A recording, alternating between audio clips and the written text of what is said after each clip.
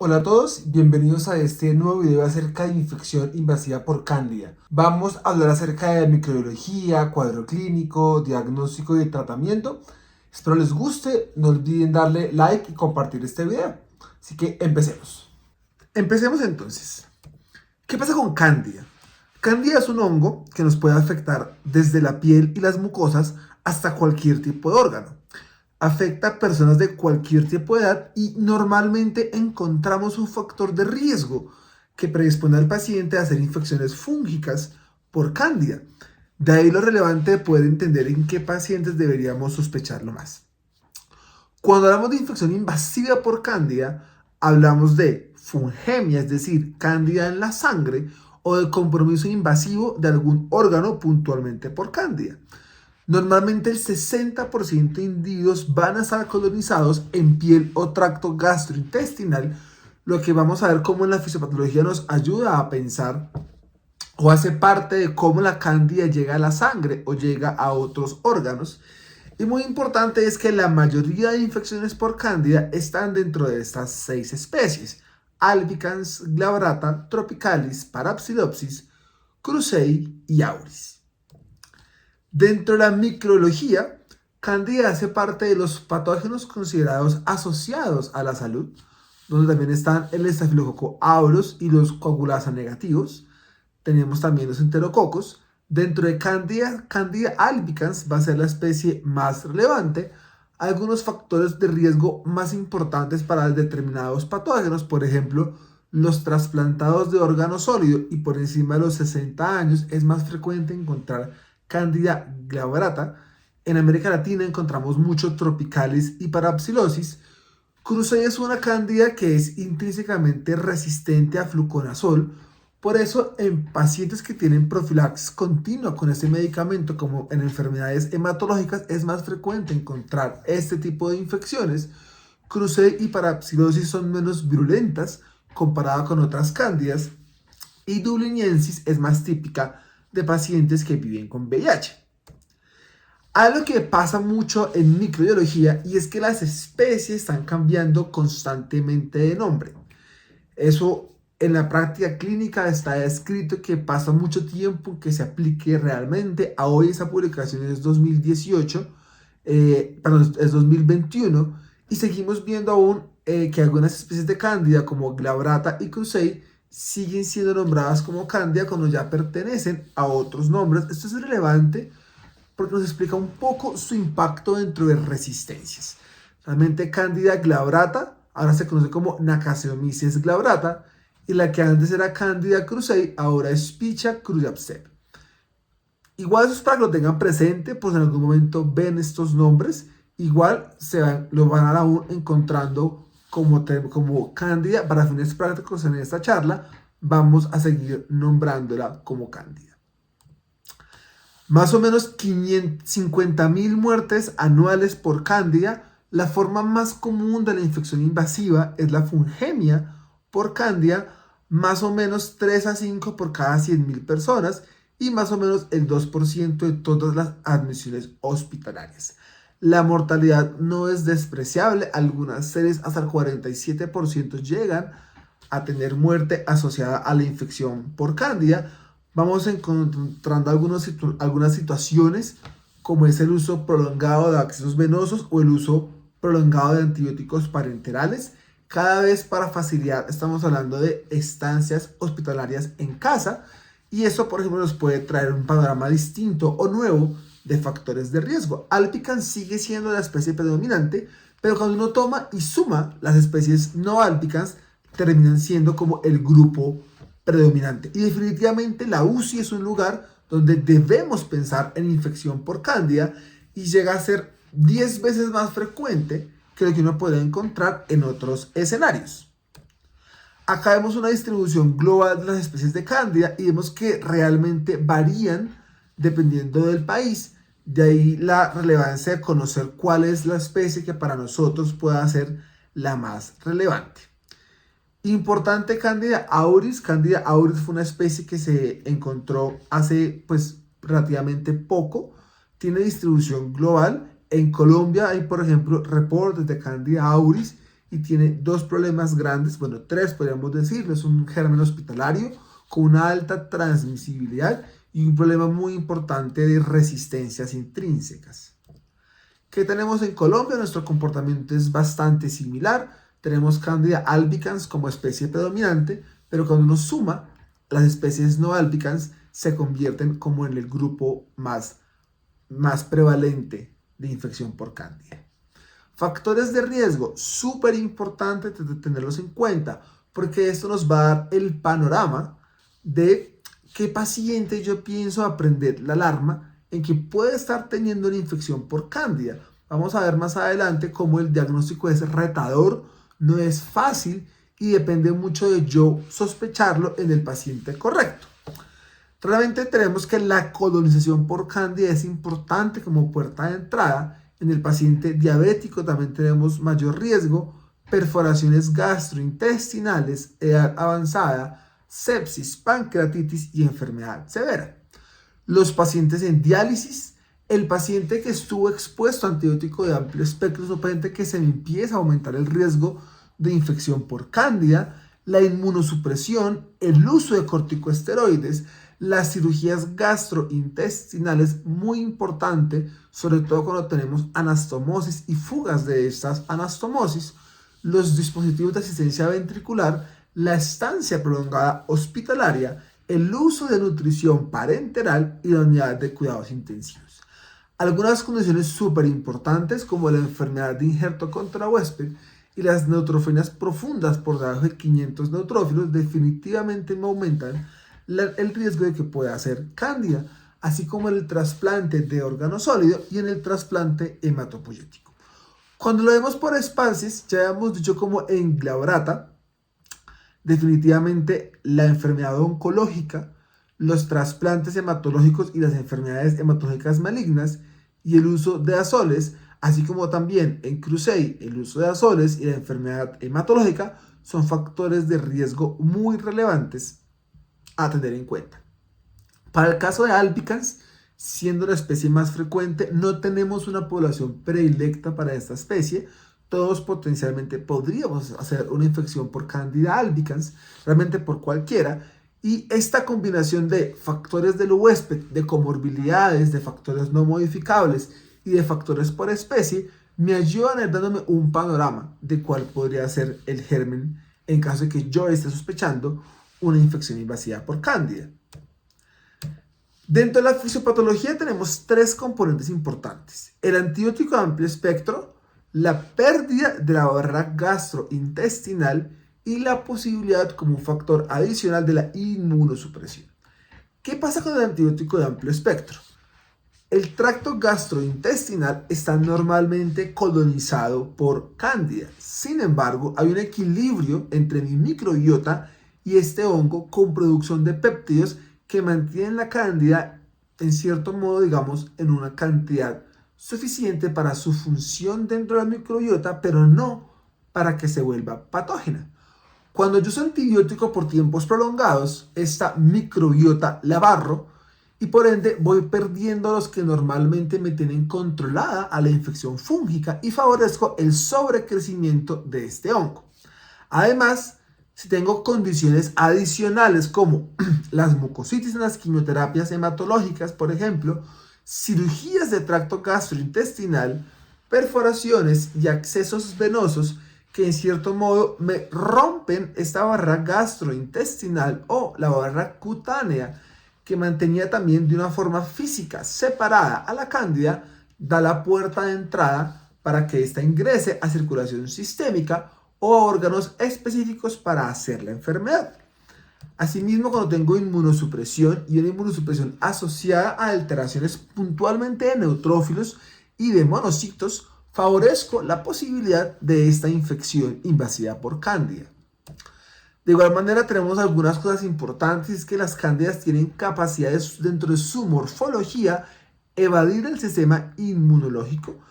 También tienen componentes que propiamente inhiben al sistema inmune. Tiene enzimas con la capacidad de dañar directamente el tejido y de poder hacer su invasión tisular, algo conocido como la candidalicina, que no está muy claro su papel, pero sabemos que es citolítica. Y definitivamente uno de los problemas y por lo cual se hace tan importante en unidades de cuidados intensivos y en uso de catéteres es su capacidad de hacer biofilm y usarlo para adherirse y además protegerse tanto de la respuesta inmune como de la posible acción de los antibióticos. Acá vemos como el espectro de Cándida, una vez ella ha atravesado el intestino o ha logrado llegar a circulación sistémica o haberse adherido a una superficie, le permite llegar básicamente a cualquier órgano. Tenemos cavidad abdominal, tenemos tejido óseo, cerebral, el ojo, el corazón, los riñones, el hígado, el vaso, así como el sistema pulmonar. Aquí vemos una cascada del complemento y vemos cómo Cándida tiene proteínas propias para inhibir C4, para inhibir C3b y para inclusive inhibir C5 y por ende no permitir la formación del complejo de ataque a la membrana. Vemos como además de sus factores de invasión, también tiene factores de regulación del sistema inmune que le permiten mantenerse, en cierto modo, esquiva de la respuesta del sistema innato. El biofilm definitivamente es súper importante y además tiene la capacidad de combinar ADN libre bacteriano para hacer un biofilm aún más resistente y le permite crear un sistema de preservación donde puede crecer de una mejor manera y además protegerse de los antibióticos y obtener mayor capacidad para invadir diferentes tejidos. La inmunogenética también tiene un papel importante. Se ha visto como diferentes mutaciones en interleuquinas, en receptores de tipo Toll-like receptor y en otros receptores y así como vías de activación asociadas a la respuesta inmunológica puede favorecer un mayor riesgo de infección por cándida, así como favorecer la progresión de la enfermedad o hacer que la cándida sea persistente y la resolución de la bacteremia sea mucho más compleja. ¿Cuáles son los diferentes cuadros clínicos que yo puedo ver asociados a la infección por cándida? Entonces, candidemia con mortalidades que pueden llegar al 20%, más relevante en pacientes con accesos vasculares, así como con dispositivos endovasculares, paciente neutropénico y cuando yo no tengo adecuados control de foco. Hay una candidemia aguda diseminada que es especialmente del paciente neutropénico en quimioterapia. Se caracteriza por una vasculitis asociada a un rash hemorrágico y compromete pulmón, tracto gastrointestinal, riñón, hígado y vaso. Dentro de la infección endovascular, la endocarditis es la forma más frecuente. Se presenta normalmente entre una fungemia persistente en un paciente que persiste febril. Podemos igualmente encontrar soplo nuevo, fenómenos embólicos o falla cardíaca asociada. La mortalidad puede llegar a ser del 60% hasta el 50% de más en válvulas protésicas y como especies relevantes encontramos Candida albicans y Candida parapsilopsis. La endoftalmitis normalmente como infección endógena, es decir, una cándida que está en sangre que llega y hace una siembra a nivel del ojo. También se puede encontrar como una coloretinitis aislada o como una vitritis, normalmente con incidencias del 5 al 15%, mortalidades a veces mucho más elevadas. Sin embargo, el cuadro pareciera ser menos frecuente de lo que uno consideraría. La crónica diseminada, también un paciente en contexto de neutropenia asociada a la quimioterapia, secundario más a la reactivación y a la mejoría de los neutrófilos y por ende la respuesta inmune que se hace contra la cándida. Vemos que hay fiebre, dolor en el cuadrante superior derecho, hepatoesplenomegalia y alteración de la fosfatasa alcalina. Y podríamos evidenciar lesiones focales a nivel del hígado, vaso, riñón y pulmón. La infección osteoarticular, en general como resultado de una fungemia tratada de forma inadecuada, se presenta de semanas a meses de haberse presentado la infección fúngica, vertebral, esternón y costillas. Como lugares más frecuentes puedo tener dolor, eritema y edema. Y también podemos encontrar infección de prótesis, aunque que se encuentre de forma temprana, no es lo más frecuente. La candiduria a veces es complejo porque normalmente encontrar cándidas en orinas pues son hongos que hacen parte del tracto genitourinario. Entonces yo debo llenarme de razones adicionales para definir que esa cándida efectivamente es patológica, y eso que me lo va a decir. Pero básicamente los factores de riesgo que pueda tener mi paciente para estar pensando en cándida. Es un paciente que se lleve más de 2 días hospitalizado, que tenga un catéter venoso central, que tenga nutrición parenteral, malignidad asociada o antecedente de uso de betalactámicos. La infección intraabdominal en la mayoría de los casos en forma de absceso o peritonitis también nos puede dar pancreatitis o colangitis, como un shock séptico en el 40% de los casos. No está muy claro uno cómo define una cándida por infección intraabdominal, y vemos básicamente hasta en un 30% candidemia asociada, y Candida glabrata es una hongo importante en este tipo de infecciones. También puede dar meningitis, artritis séptica, tenosinovitis, compromiso renal aislado, así como neumonía. Acá vemos diferentes estudios, lo que hacen es discriminar. Si bien son estudios de antifúngicos, la tabla lo que nos muestra es la presentación en diferentes órganos o formas de presentación. Vemos que en definitiva la candidemia es lo más frecuente, y las demás sí varían mucho dependiendo de la serie. Vemos, por ejemplo, lo que les mencionaba de endoftalmitis, algunas hablan de una incidencia de 1%, 0,2%, siendo normalmente la peritoneal y el absceso la segunda en frecuencia después de la candidemia. ¿Qué pasa con Candida auris? Ya les había mencionado, ojo, es nosocomial. Ojo, la podemos encontrar en diferentes lugares en el cuerpo. No es un hongo colonizador. Si yo lo encuentro diferente a piel, si lo encuentro en tracto gastrointestinal, si lo encuentro en sangre, si lo encuentro en otros órganos, debo alertarme por el problema que me puede representar. Sobre todo por lo que les decía de que es una especie con una resistencia muy alta a diferentes antifúngicos, y de entrada les voy contando resistencia intrínseca al fluconazol. Diagnóstico de cándida. Uno diría, listo, la forma más frecuente es candidemia. Entonces el hemocultivo debería ser el examen de elección, y el que en general debería darme luces respecto al diagnóstico. Y en términos generales, sí, el problema es que su rendimiento no es el mejor. Esta tabla es bonita, este gráfico, porque nos habla cuál es el tiempo medio de crecimiento de un hongo de cada especie de cándida respecto al hemocultivo.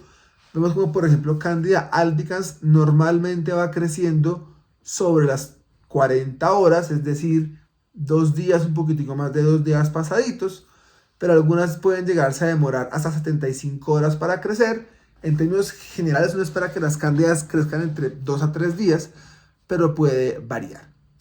Lo que hablábamos de compromiso oftálmico, que puede ser menor de lo que esperábamos, y todo parte de aquí. Un paciente con factores de riesgo, probablemente con fiebre que persiste, y probablemente con un antecedente de uso de antibióticos de amplio espectro. Acá lo que les mostraba, sensibilidad de los cultivos más o menos del 20 al 70%, en términos generales podríamos decir 50%, es decir, es una moneda al aire para que me crezca una cándida en sangre. ¿Qué dicen las guías? Las guías dicen definitivamente el hemocultivo es fundamental, e igual trate de cultivar los lugares donde usted crea que esté la infección por cándida, porque si logramos el aislamiento, fenomenal. Tenemos diagnóstico probablemente en un paciente adecuado, y además vamos a tener antifungigrama, y por ende podremos saber qué medicamentos podríamos o no podríamos usar. Eso sí, cada vez estamos avanzando más, estamos entrando en una era donde buscamos pruebas diagnósticas un poco más rápidas, porque sabemos que ante un diagnóstico más oportuno tenemos un mejor impacto a nivel de mortalidad. Y tenemos muestras como podemos ver a continuación. El cultivo convencional, para yo poder llegar al aislamiento del hongo con nombre y apellido, más o menos tardo de 3 a 5 días. Está algo conocido como el T2 Candida, que es algo muy bonito, que es el uso de tecnología de resonancia magnética. Es una muestra, es un examen que se hace en sangre total, y más o menos entre 3 a 5 horas logro la identificación completa del hongo asociado.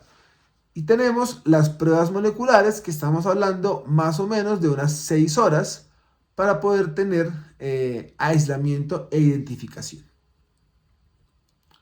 Otros exámenes que nos pueden tratar de ayudar. Entonces está el 1,3 beta-D-glucano, es decir, un componente de la pared de los hongos, y ahí entra su primer pero. Al ser un componente de diferentes paredes, no es específico de Cándida y tiene las características de ser marcador panfúngico, que inclusive su sensibilidad puede variar dependiendo de la especie. Normalmente se habla que yo tengo 2 resultados consecutivos por encima de 80 picogramos por mililitro, podría darle mucha validez y podría ayudarme mucho al diagnóstico. Falsos positivos en el contexto de la albúmina, de inmunoglobulinas, de mucositis, de antibióticos, nutrición enteral y de alteración del tracto gastrointestinal. Acá vemos el comportamiento de la prueba con sensibilidades y especificidades más bien regulares. El antígeno del manano y anticuerpo contra el manano también se ha descrito su utilidad. Lo ideal es que se usen las muestras de manera conjunta las 2 pruebas. El problema es que esto puede verse falseado en presencia de colonizaciones. El resultado negativo no me descarta la posibilidad de infección por Cándida. Vemos una sensibilidad que ronda entre el 55 al 87% y una especificidad igualmente entre el 60 al 90% de la prueba. Los estudios moleculares, que sí tienen un rendimiento un poco mejor en términos de sensibilidad y especificidad, hay que saber normalmente qué especies reconocen cada uno de estos estudios. Para el caso del T2 Candida me reconoce por grupos albicans y tropicalis, Krusei glabrata y Parapsilosis. El Filarray, que sabemos que también es una prueba molecular, me identifica Candida albicans, tropicales, Krusei, Parapsilosis y glabrata. Pero ¿qué hacer? O sea, ¿qué prueba uso? ¿Cómo la interpreto? ¿Cómo quedo o no quedo tranquilo en que es o no una infección por Cándida? Esta tabla es muy bonita porque le dice a uno, bueno, usted parta del hecho de qué población es. Esos pacientes, ¿qué factores de riesgo tienen? Porque eso le dice a usted más o menos la prevalencia de la infección, cuál es la esperada. Y eso hace que las diferentes pruebas, el beta-D-glucano con el manano y el antimanano, el T2 Cándida y las pruebas de PCR cambien su comportamiento. En definitiva, lo que más sirven, y vamos a verlo de forma recurrente, son los valores predictivos negativos. Es decir, que en esos pacientes, cuando yo tengo pruebas negativas, puedo tender a estar un poco más tranquilo, pero no en todos. Vemos, por ejemplo, que en pacientes que están hospitalizados y se les tomó el hemocultivo, pues la prevalencia es tan baja como el 0,4%. Es decir, un paciente sin factores de riesgo claro, independiente de la prueba que yo le esté haciendo, pues el comportamiento no va a ser bueno porque no es un paciente en que yo esté esperando encontrar este tipo de infecciones. En el paciente que ingresó ya a la UCI como único factor de riesgo, puede que el T2 Cándida tenga un mejor comportamiento. Ya cuando agregamos neutropenia, cuando agregamos sepsis, pues puede que los demás estudios también tengan un mayor valor. Esto también pasa cuando hablamos de infecciones intraabdominales.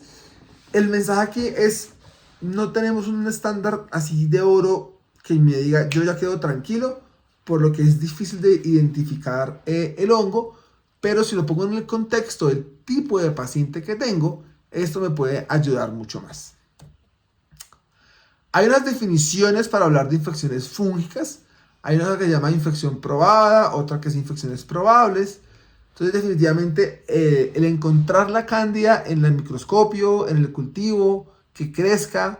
Yo no tengo serologías para poder hablar de definición probada por cándida, o las pruebas moleculares pues son fundamentales. Lo que es la definición de infección probable pues ya depende de los factores de riesgo, de los neutrófilos, de algunos antecedentes, del uso de medicamentos, de otras comorbilidades asociadas, que tengamos lesiones sugestivas, compromiso oftálmico, y igualmente que tengamos un T2 cándida o un beta-D-glucano elevado en las oportunidades por encima de 80. Ahí vamos viendo entonces que tenemos cultivos, tenemos pruebas moleculares, si están disponibles tenemos algunas pruebas serológicas, pero en general ninguna tiene un rendimiento despampanante. Tal vez el T2 Candida es de los que mejor tiene un rendimiento epidemiológico respecto a sus pruebas. De ahí que en Candida hablamos mucho del uso de escalas predictivas de la infección para poder definir en quién lo puedo o quién no lo puedo usar. Cuando uno habla de hongos hay unos términos que hay que tener en cuenta relevantes, como son la profilaxis, el manejo empírico, el manejo preventivo, que es lo que uno se cuenta como de preentrada, y el dirigido. Entonces, profilaxis es evitar la infección fúngica. El manejo empírico es tratar a un paciente en respuesta a signos que sugieran infección por cándida. El pretratamiento o el preventivo es igual manejo respecto a un paciente que tenga pruebas positivas o imágenes que sugieran la infección por cándida. Y el manejo dirigido hace referencia a un tratamiento indicado como respuesta a la confirmación del hongo, que nos habla de infección invasiva. Esto hace que tengamos diferentes modelos de predicción. Se los voy a ir nombrando para que los conozcan, pero más que sabérselos de memoria, uno de los mensajes más relevantes es que no son perfectos y no son la herramienta como ideal que uno quisiera tener para poder diagnosticar la infección por cándida. En definitiva, sí, su valor predictivo negativo es muy importante y probablemente yo no encuentro nada de esas cosas porque sus valores predictivos dependen de las variables que la escala ve y en general todos están revisando factores de riesgo para infección por cándida. Entonces acá se los voy a desglosar a continuación. Tenemos este estudio del 2006 que nos usa como variable cirugía, que esté colonizado, que tenga nutrición parenteral y que tenga sepsis severa. Problema, miren cómo es un valor predictivo del 16%, pero un muy buen valor predictivo negativo. Problema para aplicarlo a toda la población, es un estudio que no se hizo en pacientes neutropénicos y de pacientes que debían estar por lo menos 7 días en la UCI. Entonces puede que no se lo use a un paciente recién llegado, pero puede que me colabore en pacientes con estancias prolongadas en UCI si estoy pensando efectivamente en infección por cándida. El estudio Trotsky, que usa pues las variables que vemos en esta columna, pasa exactamente lo mismo, características operativas con un muy mal valor predictivo positivo, pero un muy buen valor predictivo negativo. El estudio de Hersen del 2011 hace lo mismo, antibiótico, catéter, cirugía abdominal, inmunosupresores, y hablamos de unas características operativas donde igual nuevamente lo que más va a destacar es su valor predictivo negativo dentro de la prueba. Shaheen 2016, nuevamente un valor predictivo del 99%, más o menos se van repitiendo lo que estábamos hablando.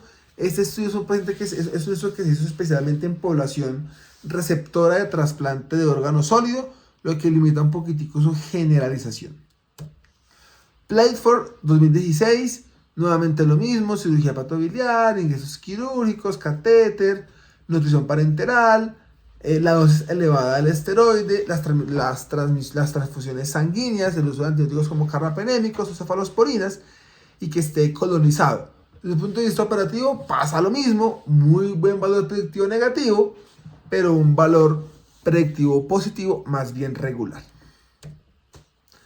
Para hospitalizados, entonces lo mismo, más o menos un valor predictivo del 99% y seguimos mirando los factores de riesgo.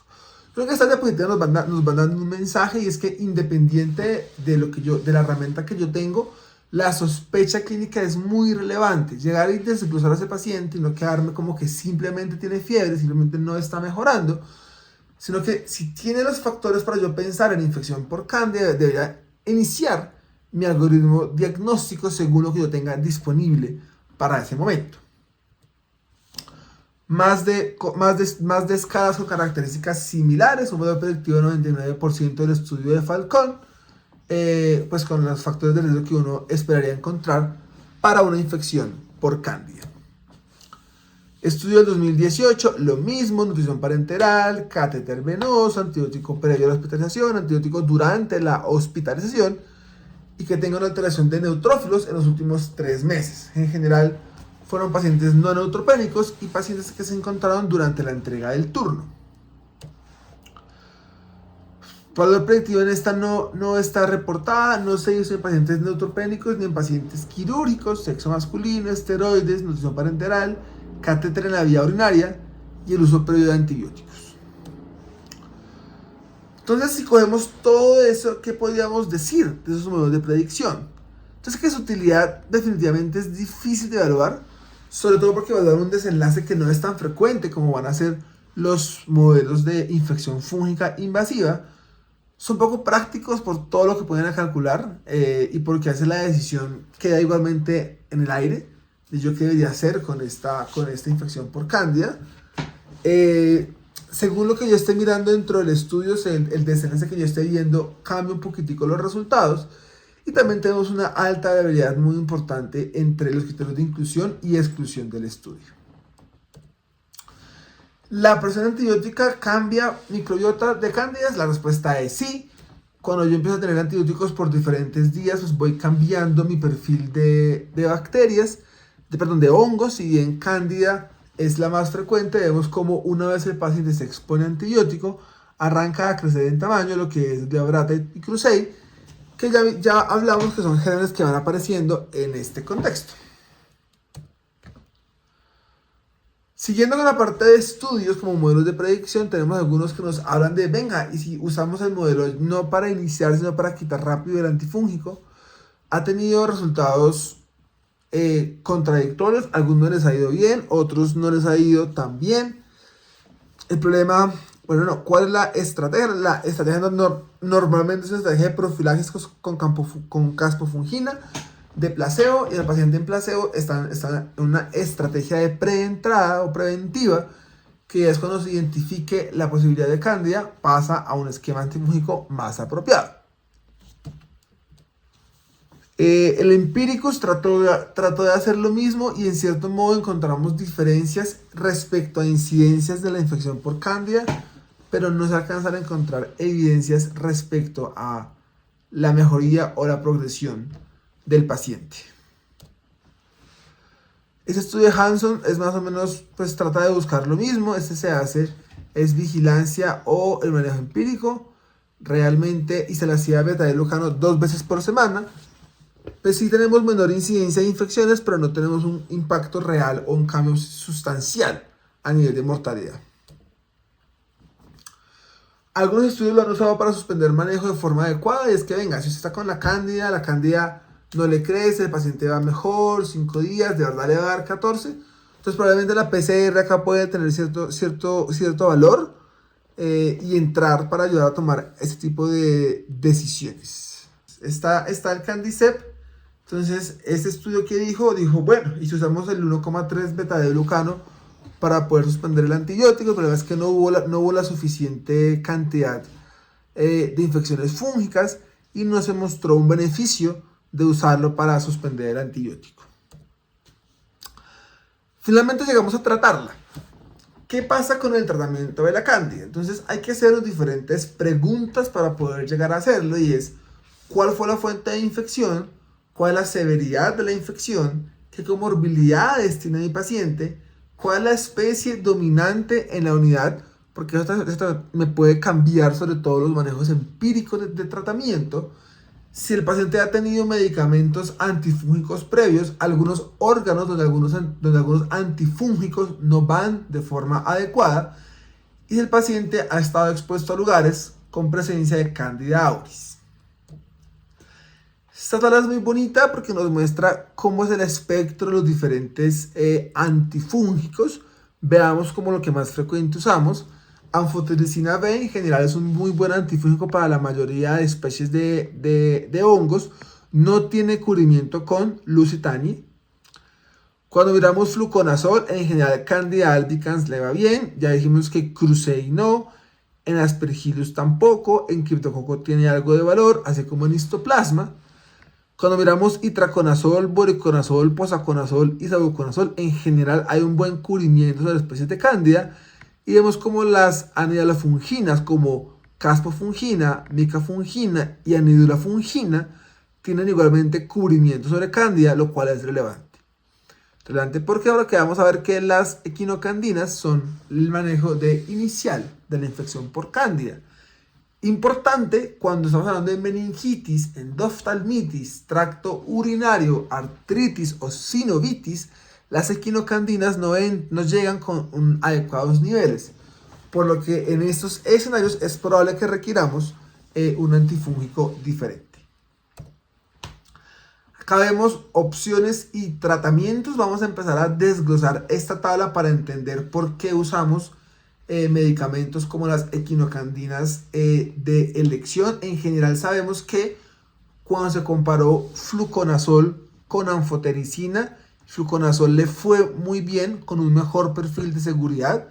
Cuando se pasó caspofungina con anfotericina B pasa algo similar, se comportan de forma similar. Y cuando uno va y compara, por ejemplo, anidolafungina con fluconazol, pues la anidolafungina le fue mejor que el fluconazol. Destacando que vamos a ver que el diseño del estudio no es un diseño de superioridad, pero sí encontró información suficiente para que la práctica sea esa. ¿Qué es esto? Esto arranca en el 2007, es un estudio de anidolafungina contra fluconazol. Y dicen, pues venga, pues como que nos va mejor con anidolafungina. Este estudio no fue lo suficientemente como contundente en su momento. Va después apareciendo más información. Este es un estudio del 2012 con un análisis multivariado, que lo que encuentra es que definitivamente el uso de la equinocandina se comporta como un factor de mejor pronóstico en mortalidad. Cuando lo miramos por albicans pasa exactamente lo mismo, se comporta mejor y se comporta como un factor que nos favorece la sobrevida de los pacientes. Y el otro factor que se comporta de esa manera definitivamente es remover los catéteres centrales cuando uno considera que esa sea la fuente de infección. Eso luego se vio en otro estudio del 2021 que dice más o menos lo mismo. Cuando uno toma el azol o toma la equinocandina y la compara contra la anfotericina, pues la equinocandina se comporta mucho mejor que lo que se comporta la anfotericina B. Entonces, ¿qué pasa? Equinocandinas, 70 a 75% de éxito, son parenterales. Ojo que tenemos en glabelata algunos grados de resistencia a algunas equinocandinas. Fluconazol, muy buena opción, biodisponibilidad del 90%. No es tan buena opción en glabelata, ya sabemos que además Cruzade tiene resistencia intrínseca. Y por ejemplo, voriconazol no concentra en orina. En anfotericina, perfecto, no tenemos diferencias entre ellas. Su problema grande siempre va a ser la nefrotoxicidad. ¿Qué dicen las guías de manejo empírico? Pues empiece con equinocandinas como primera línea y si no puede, pues use fluconazol o anfotericina B como opciones alternativas. Definitivamente, si usted considera que la vía central, que el acceso venoso fue la fuente de entrada de la infección, debemos retirar los accesos y recuerde siempre que escenarios como el paciente neutropénico, que normalmente ha tenido ya previamente profilaxis con azoles, va a tener mayor riesgo de algún tipo de resistencias.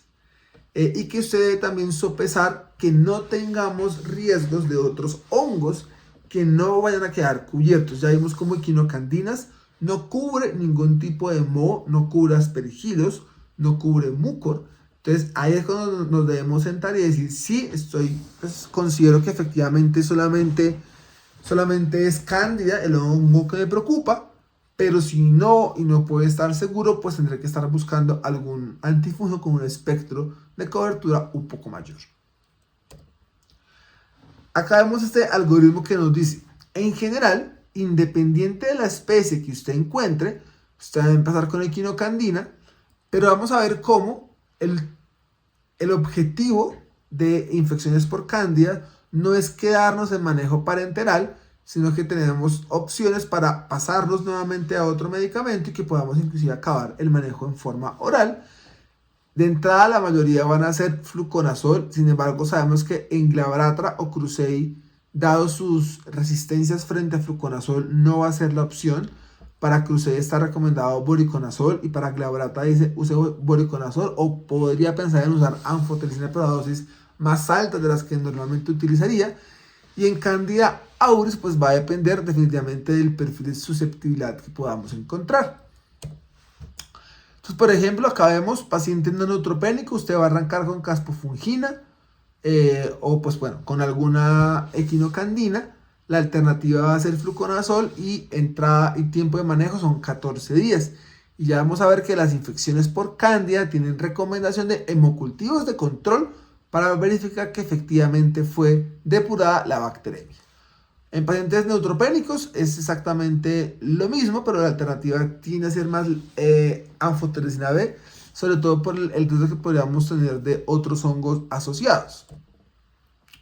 La candidiasis crónica diseminada se maneja de 3 a 6 meses.